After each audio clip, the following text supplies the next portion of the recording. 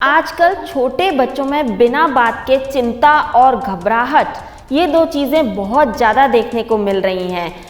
Canada में 400 बच्चों पे रिसर्च हुई है डलहौजी यूनिवर्सिटी में 10 साल से कम की उम्र के 400 बच्चों में, और उसमें ये देखने को मिला है कि अगर माता पिता दोनों को एंजाइटी डिसऑर्डर है, एंजाइटी डिसऑर्डर से मेरी मतलब है कि चिंता और घबराहट, और ये लॉजिक के बिना, तो उनमें अगर दोनों पेरेंट्स को है तो बच्चों में बहुत ज़्यादा देखने को मिली है।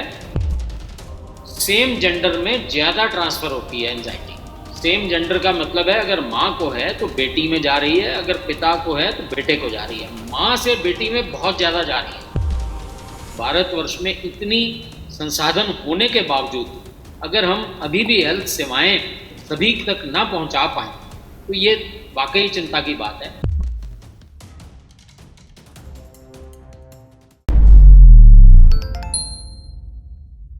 नमस्कार, D5 चैनल हिंदी देख रहे दर्शकों का मैं वंदना स्वागत करती हूँ। आज एक बार फिर हम जुड़े हैं homeopathic expert doctor HK Kharbanda ji से। डॉक्टर खरबंदा, आपका बहुत बहुत स्वागत है हमारे इस प्रोग्राम में।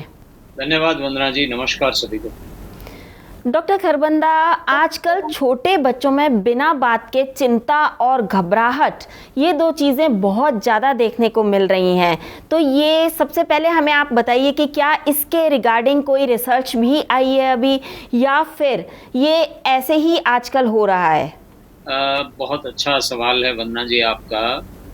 बड़ों में तो एंजाइटी बढ़ ही रही है, लेकिन रिसेंटली बच्चों में बहुत ज़्यादा देखने को मिल रही है, क्योंकि बच्चों को पिछले 2 साल अपनी कंपनी तक नहीं मिली, तो कई तरह के रीज़न्स आए। माता पिता भी परेशान रहे, वो भी एंजाइटी में रहे।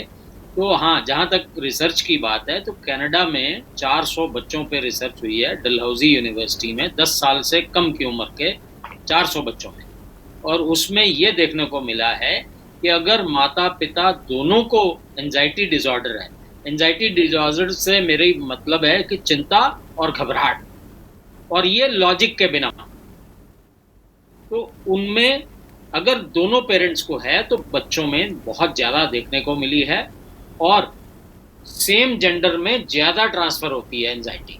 सेम जेंडर का मतलब है अगर माँ को है तो बेटी में जा रही है, अगर पिता को है तो बेटे को जा रही है। माँ से बेटी में बहुत ज़्यादा जा रही है। सो ये हमारी महिलाओं के लिए अलार्म है कि चिंता न करें, घबराहट न करें। खैर, एंजाइटी डिसऑर्डर कोई ज़रूरत मांग के अपने आप पैदा नहीं करता, लेकिन अगर आपको घबराहट है, चिंता है, तो मानसिक स्वास्थ्य को टैबू ना बनाएं। आप मानसिक चिकित्सक की सेवाएं लें, इसको जल्द से जल्द अपना स्वस्थ जीवन में वापस आएं। WHO भी जब हेल्थ की डेफिनेशन देता है तो उसमें मानसिक हेल्थ भी जुड़ा हुआ है। तो मानसिक हेल्थ बहुत ज़्यादा इम्पॉर्टेंट है। इसको अभी तक टैबू की बात की जाती है। कोई भी अगर मानसिक हेल्थ की बात करता है तो और मरीज भी ये बोलेगा, थोड़ी सी घबराहट है, थोड़ी चिंता है, पागल थोड़ा हूँ मैं। तो ऐसे लोग बोलते हैं। तो इसको ऐसे कहने की बजाय आपको सहायता लेनी चाहिए।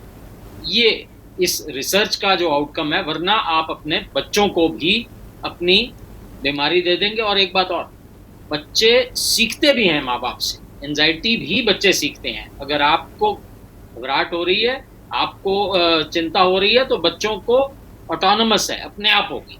तो इसलिए इस रिसर्च के बेस पे हमें मानसिक स्वास्थ्य पर ध्यान देने की ज़रूरत है, उसको चेक करने की ज़रूरत। क्या मैरिज करते वक्त HIV, एंजाइटी और ब्लड ग्रुप वगैरह टेस्ट करना चाहिए कुंडली मिलाने के बजाय? बिल्कुल, बहुत अच्छी बात है। देखिए, कुंडली मिलाना या न मिलाना ये हमारी प्रीव्यू में नहीं आता, हम उसकी बात नहीं करते, वो आपकी पर्सनल खैर। और क्या, मेरे ख्याल तो शायद ही ये कोई ऐसा सर्टिफिकेट मिलेगा कि कुंडली मिला के शादी की और वहाँ कभी तलाक हुआ ही नहीं। ऐसा नहीं होगा, ऐसा कोई डाटा नहीं मिलेगा आपको। तो कुंडली मिलाएं या ना मिलाएं, ये खैर पर्सनल किसी का सवाल है। जहाँ तक हेल्थ की बात है तो हमारे पास 4 पैरामीटर्स ऐसे हैं जो शादी से पहले मिलाने ज़रूरी हैं। सबसे पहला HIV स्टेटस दोनों का, फिर ब्लड ग्रुप का RH फैक्टर, दोनों का पॉजिटिव या दोनों का नेगेटिव। अगर एक का पॉजिटिव एक का नेगेटिव हो तो बड़ी कॉम्प्लिकेशंस होती हैं डिलीवरी के वक्त और उससे अगली डिलीवरी के वक्त। और ख़ासकर ये शहरों में करना तो बहुत ज़्यादा आवश्यक है और गांव में भी ज़रूरी है, क्योंकि गांव में तो कई बार साधन ही नहीं होते। रिमोट भारत में अभी भी 30 से 40% लोग गरीबी रेखा से नीचे गुजरते हैं। वहाँ कोई कुछ टेस्ट ही नहीं करता, वहाँ किसी ने शायद डॉक्टर ही ना देखा हो। तो इन हालातों में वहाँ चाइल्ड बर्थ भी होगा तो स्टिल बर्थ होता है, उसको स्टिल बर्थ बोलते हैं, बच्चा मरा हुआ पैदा होता है। तो ये इतनी तरक्की होने के बावजूद, भारतवर्ष में इतनी संसाधन होने के बावजूद, अगर हम अभी भी हेल्थ सेवाएं सभी तक ना पहुंचा पाएं तो ये वाकई चिंता की बात है। तो मैरिज के वक्त 4 चीज़ें आपने देखनी है। दोनों को एंजाइटी डिसऑर्डर ना हो, दोनों को मायोपिया ना हो, दूर की ऐनक ना लगी हो दोनों को, और HIV स्टेटस और दोनों का ब्लड ग्रुप सेम होना चाहिए।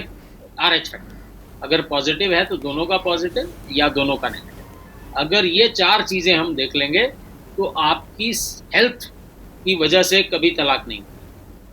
क्या ये जरूरी है कि माता पिता अगर दोनों को हो तो एंजाइटी बच्चों में जरूर होगी? देखिए, पहले इस बात का हमें बहुत ज़्यादा जानकारी नहीं थी, लेकिन जब ये कनाडा में डलहौजी यूनिवर्सिटी में जो रीसेंट रिसर्च का रिजल्ट आया है तो उसमें 400 बच्चों पर ये रिसर्च की गई है 10 साल से कम उम्र के, और उसमें ये पाया गया है कि माताओं से बेटियों को ज़्यादा जा रहा है, और ख़ासकर जहाँ दोनों को है वहाँ बहुत ज़्यादा जा रहा है। तो इस रिसर्च को देखते हुए हमें सीख लेनी चाहिए। देखिए, बात इतनी सी है कि एंजाइटी और घबराहट का सही समय पे इफ़ेक्टिव इलाज कराएं। आप ये एंजाइटी डिसऑर्डर कोई ऐसी बीमारी नहीं है जो लाइलाज है, इसका बड़ा आसानी से इलाज किया जा सकता है, और अधिकतर मामलों में सिर्फ काउंसलिंग से मरीज ठीक हो सकता है। तो इतना आसान अगर हमारे पास सल्यूशन है तो हम क्यों ना उसको करें। जी, जब किसी को एंजाइटी हो तो क्या करना चाहिए? मतलब क्या चीज़ खानी पीनी चाहिए, क्या चीज़ नहीं खानी पीनी चाहिए? क्या एंजाइटी पर खाने पीने का असर पड़ता है? बिल्कुल। देखिए, जैसा अन्न वैसा तन तो कहा ही जाता है, लेकिन वैसा ही मन भी होता है। तो जो आप खाएंगे उसी तरह का आपका शरीर होगा, उसी तरह का आपका मन होगा। अगर आप बहुत ज़्यादा मिर्च वाली चीज़ें खा लेंगे, अगर आप देखिए भगवत गीता में तो बिल्कुल सात्विक, तामसिक, राजसिक ये सारे भोजन बांटे हुए हैं। घिया, तोरी, टिंडे ये सात्विक खानों में आते हैं, और अगर आप मांस और मदिरा लेते हैं तो वो राजसिक में आता है। तो ये सारे आपके खाने बांटे हुए हैं शास्त्रों में हमारे। तो उस तरह से चलें तो डेफिनेटली सात्विक भोजन अगर आप करेंगे तो कोई भी बीमारी आपको कम ही परेशान करेगी। जिनको एंजाइटी यानी कि बिना बात घबराहट और चिंता हो, उनको क्या सावधानियां रखनी चाहिए? वंदना जी, ये बहुत अच्छा सवाल है। देखिए, वैसे तो जिसकी फिलॉसफी क्लियर है जिंदगी की, जिसे ये समझ है कि वो इस दुनिया में आया क्यों हो, तो उनको एंजाइटी और घबराहट बहुत कम हो जाती है, क्योंकि उनको ये पता होता है कि I am just the doer.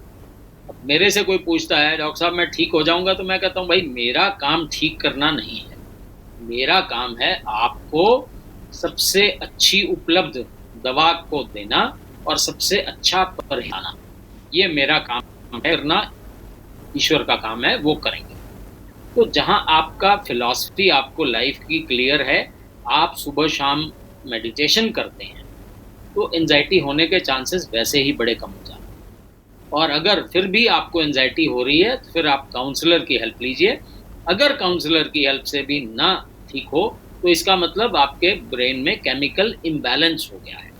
तब होम्योपैथिक, आयुर्वेदिक और एलोपैथिक इन दवाओं का सहारा लेना चाहिए जिस तरह की स्टेज हो। होम्योपैथिक में इसका क्या इलाज है?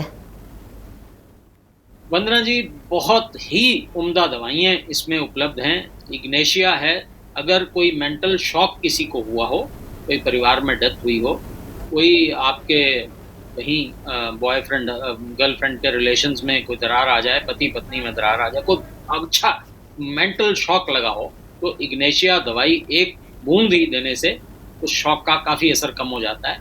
फिर इग्नेशिया की क्रॉनिक दवाई आती है नेट्रम्यूर, इसी तरह हमारे पास अवीना स्टाइवा आती है, कालीफॉस आती है, और सबसे बढ़िया दवाई है पैसीफ्लोरा मदर टिंचर। जिस किसी को एंजाइटी की वजह से, घबराहट की वजह से नींद की समस्या हो, तो पैसीफ्लोरा की 30 बूंदें 1 कप पानी में डाल के रात को अगर आप ले लेंगे तो आपकी नर्व्स को काम, शांत कर देंगे, तो आपको नींद आने की समस्या कम हो जाएगी। तो लेकिन होम्योपैथी में हम पूरे शरीर का इलाज करते हैं।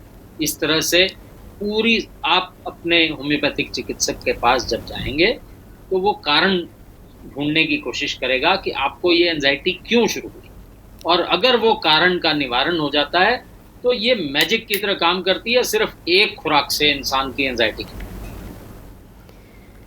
छोटे बच्चे जो होते हैं वो क्या माँ बाप को अगर एंजाइटी के हालत में देखते हैं तो क्या वो देख करके भी सीख जाते हैं? जी हाँ, बहुत अच्छा सवाल है, और ये इसी नई रिसर्च में ही आया है वंदना जी। आप तो ज्योतिषी बन गए आज, रिसर्च आपको पहले से पता लग गई है। तो डेफिनेटली बच्चे सीखते हैं, और इसीलिए देखो, हम रोल मॉडल हैं अपने बच्चों के लिए। हम रोल मॉडल बन के ही दिखाएंगे तो ही बचत होगा। अगर दोनों पेरेंट्स को मायोपिया है तो बच्चे को होना ही होना है, नहीं बचेगा। तो इसलिए एंजाइटी अगर दोनों में है तो डेफिनेटली जेनेटिकली भी हम ट्रांसफ़र करेंगे। अगर जेनेटिकली नहीं भी दे रहे हैं, रिक्वायर्ड भी है, तो वो देख के सीखेंगे। आप जो भी करोगे आपके बच्चे तो सीखेंगे ही सीखेंगे, क्योंकि हम मदर एंड फादर, वो हम पहले गुरु हैं बच्चों को, तो बिल्कुल सीखेंगे। जो एंजाइटी के बच्चे होते हैं उनके साथ कैसे ट्रीट किया जाए?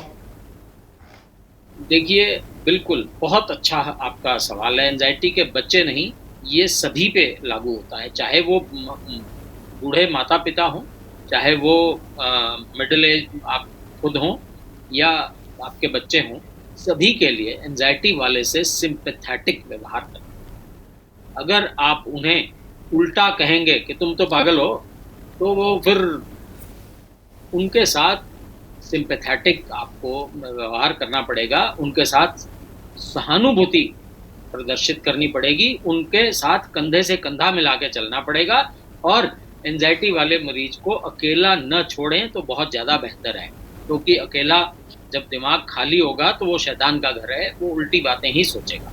तो दिमाग को खाली नहीं छोड़ना, ऑक्यूपाइड रखना है। ऑक्यूपाइड रखने का मतलब है उनको डिसिप्लिन में रहना पड़ेगा, सुबह से शाम तक का डे प्लान बना के रखना पड़ेगा। रात को सोने से पहले अपना डे प्लान आप तैयार रखें।